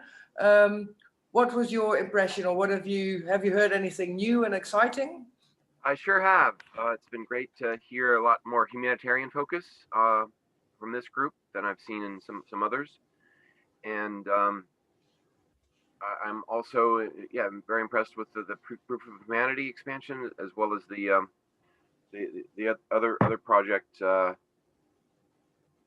Encointer is on to a lot of great problem solving that I've been wanting to see emerge. So I'm excited to see where that goes. And Roland, I don't quite understand all of your project yet, but I look forward to diving into it more. Thank you.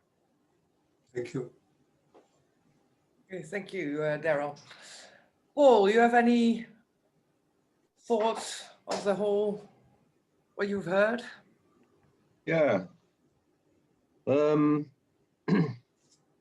I've really enjoyed it, much more than I expected.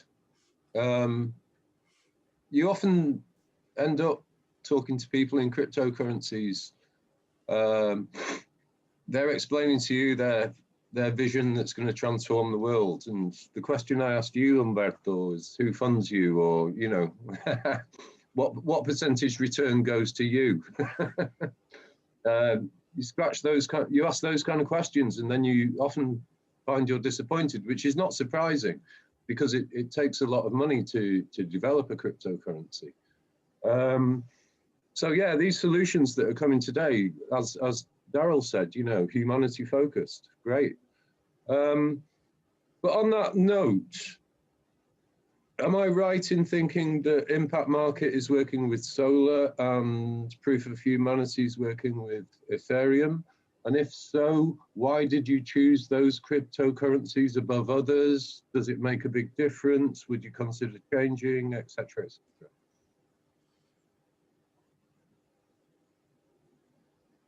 We chose, well, I am part of the community. I didn't develop it. I am just one recipient of the Proof of Humanity community and really passionate about it. But Ethereum was chosen because of the security that it provides among other type of blockchains. So even it is more secure or more safe to use than Bitcoin, for example, because in Bitcoin you can track from satellites where are the minings decks of Bitcoin, and on Ethereum you cannot do that. And you cannot either do it by just checking the electricity consumption because it's so low that, well, you cannot do that. So it was used because also the Ethereum ecosystem is growing towards this Ethereum 2.0, which will rely on proof of stake rather than proof of work, which will make it even more sustainable, and that it won't rely on miners but on people believing on the ecosystem. So everything is a harmonic cycle of people believing that this is going to solve many world challenges, and everybody is putting their effort in there. That's why we chose it, or it was chosen this. And regarding the question of how do I, if I get paid, I am volunteering here. I have been, and Anna too, I've been volunteering in many crypto projects for a while. I get my income from other sources. And blockchain has given me lots of opportunities to earn passively and actively, just with whatever I love to do.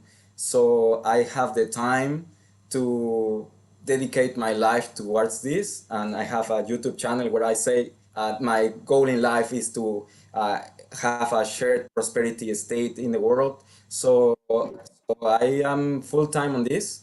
I am writing my thesis on e-governance right now, so my time is split on thesis and proof of humanity and other projects that I help. But once I end my thesis, I am full on this. And Anna is also working a lot. Can I just clarify? Are you implying that Ethereum has got a much lower carbon footprint than Bitcoin and other crypto? The miners of Ethereum consume less than Bitcoin, even if it's the same type of proof of work, but the Bitcoin won't be able to become sustainable, and Ethereum is by migrating to Ethereum 2. Okay, thanks. Maybe interesting, Ethereum, with Ethereum you can use smart contracts, and not yet with many other blockchains. And the smart contracts is, for example, used for our UBI vault, just a distribution system. It's very practical and very safe.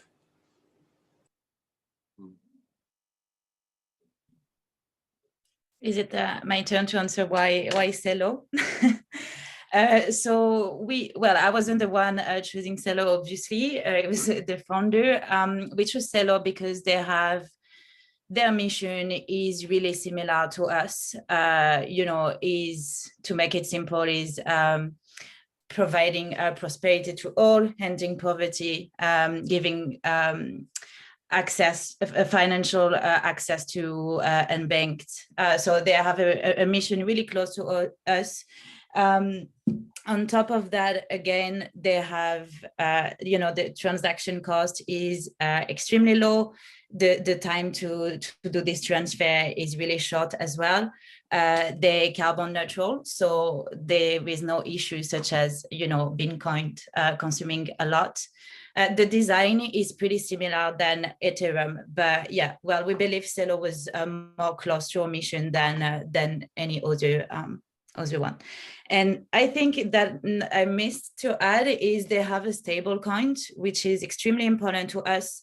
We want to give UBI to beneficiaries through a money that does not move, does not fluctuate. The goal to give Celo dollars to people in Venezuela, for example, is to not encounter the same things that they have with their own money. So the money, like, the hyperinflation, etc. So yeah, that's why we're using Celo. Really good. I have a question to Paul.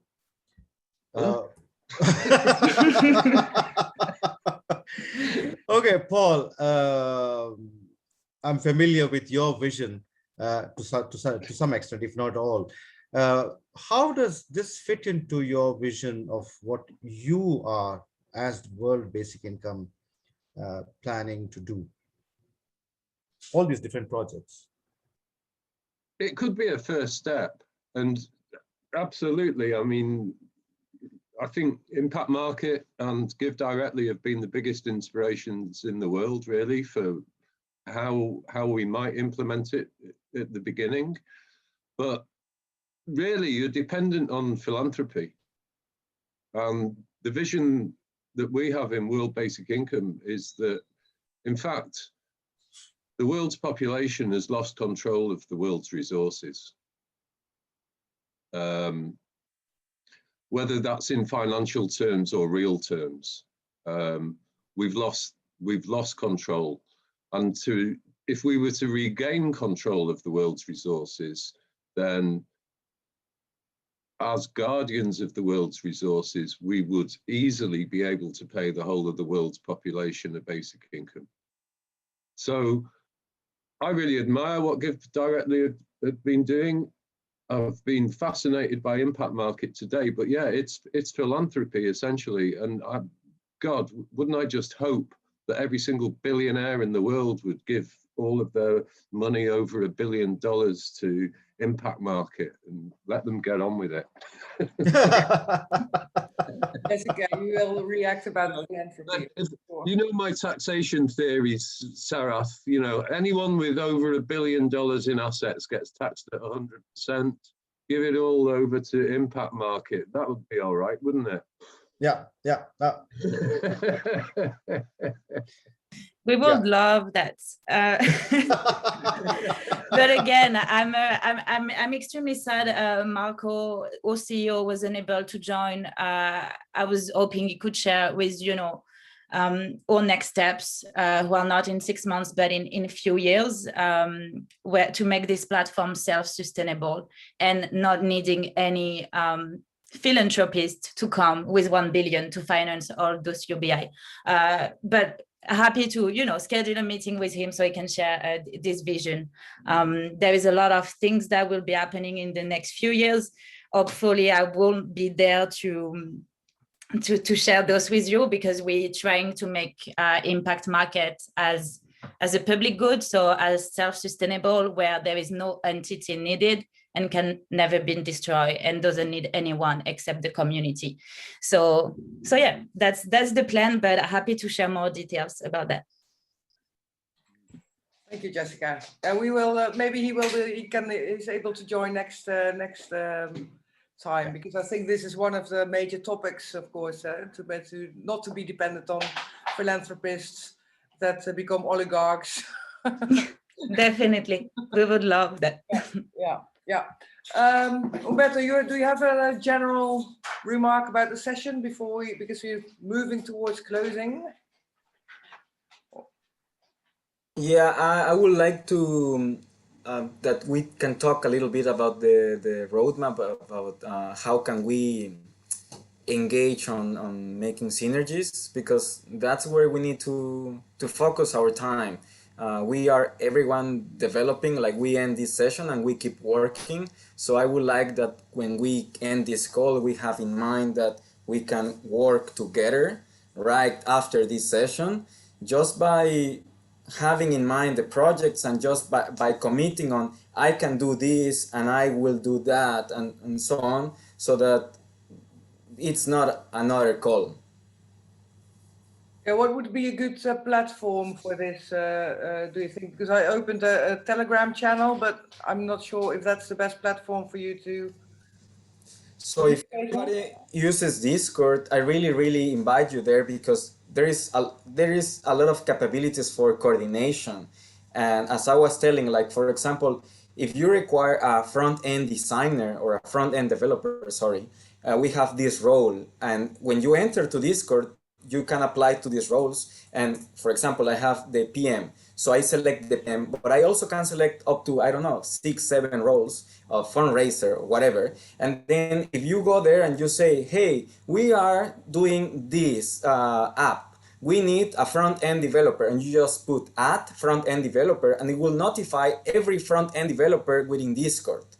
So this is now, but as I told you, we are working on the Bounties network, on this labor marketplace, but now we can coordinate better just there. And we are having events on this Discord. And there we can invite you to talk and to tell the community about the projects. And as I told you before, I would really love that we can work not only on the computer, but on the community, so that if somebody is in Brazil and is watching the impact market session, then they can contact you and start working together. Not just like, oh yes, impact market is cool, you know? Yeah. So I can share you the invite, and I will also Yes. encourage you to make a proof of humanity registry, because in order to become part of the Planetary Senate, you need to be a human in proof of humanity so that people can delegate votes. And this is also one thing that would be amazing, because if, like, one thing that we are struggling is on reaching people like far away or do not have like access to computers. And if you have access to organizations, then our organization can register people, and then they can access this other token, and then also these people can delegate their vote to somebody that is working actively on this, right? So just that, I will share it here. Yeah, so please send the invite to the Telegram channel or in this chat so that we can do that. Okay, Jessica, you have any general comments on the session and the future of this collective? Yeah, no, it was amazing, honestly, to learn about all those projects. That's true that sometimes you just focusing so much on what you're doing that you're not looking elsewhere what is happening. And I think, as Umberto said, there is so many ways that we can help each other and make this UBI movement through blockchain grow and get known. So yeah, really happy, and definitely, as Umberto said again, would like to keep this conversation going and take some step together. So thank you for that. Roland? Thanks all of you. I learned today that I have to make a better presentation to combine our UBI fault distribution system with our project Citizens Island, where the money comes from. So thanks for that. Okay, then that leaves us to, well, the next session. In the meantime, we will be chatting and sharing ideas and finding synergies on Discord. But I would like to suggest to plan another meeting in a month or so. Is that feasible with the summer holidays in mind? Ik wacht even. Yeah. Is this day, Friday, is that a good day and time? Yeah, then I will send you an invite in 4 weeks time. Also, I mean, Ben Sam will then be joining, so he will be presenting his project, and maybe impact market for you. You wanted to, I forgot the name of your CEO. What's Marco? Marco. Marco, maybe he can present, you know, how you want to make impact market sustainable. Yeah, what do you think, Sarah? Do you want that last mile to be discussed next time, because it's so important? Yeah, I mean, that's absolutely important. Yeah. Yeah, we can. Yeah, maybe you can. Maybe can I ask you to give a short presentation about what who are those people in the last mile? I'll do that. Yeah. Who are we talking about? Yeah. And I think many of the issues have already been identified, like the language divide and then the digital literacy as being the conditions for being participants in this whole thing. I think I can make a brief presentation about what is the challenge, the last mile challenge. I just want to also add that BN Congress, the next BN Congress is on August 18, 19, and 20, or 21 also, 4 days. This is going to happen virtually, and I request all of you to just register, and probably you might like some sessions, and there are all kinds of things happening from all our members and affiliates. So that can be a good opportunity. I think if we had a little more time, probably we could have asked for a session in itself, roundtable there, but I think it's a bit late now. And what do you think, Hilda? Is something happening on blockchain there? I heard there were some presentations about blockchain technology, but I have no idea what kind of projects will be presented. Yeah. Yeah, as Sarat said, just register yourself. It's online and for free. So that's and may I take this opportunity as well then to invite you to become a live member of the Basic Income Earth Network community. It's only a one-time fee. You cannot pay in Bitcoin or Ether or any other crypto. At the moment. But in future, yes. And yeah, let us. I mean, we can go on for hours and hours, I think. But let us conclude that this is a very nice way to meet each other and collaborate each other and build. That is what I like about the blockchain project. It's learning by doing. And we can just start, and it's not going to be perfect from the beginning, but we are building and building blocks that will eventually come together. And I think this is going to devastate the 1%. Yeah. So thank you very much, all of you, and see you next time. Bye. Lovely meeting all of you. Thank you. Bye. Bye. Thank you very much, everyone. It's great to hear all this. Talk soon.